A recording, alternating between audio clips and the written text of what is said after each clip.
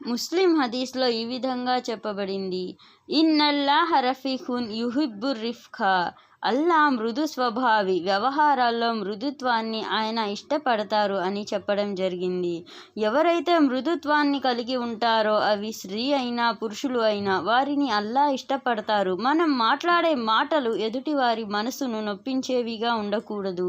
మన మాటలో తీపిదనం అనేది ఉండాలి. ఫాతిమా రజియల్లా అన్హా గారు, ఆమె మాటలో ఎప్పుడూ తీపి ఉండేది.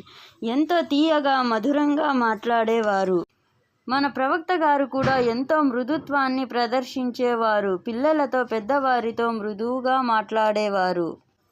మన మాటతో ఎదుటివారి మనసు అనేది చిన్నబెచ్చుకొని అతను బాధపడినట్లయితే, అతను ఆ వ్యక్తిని క్షమించకపోతే అల్లా కూడా క్షమించడం జరగదు.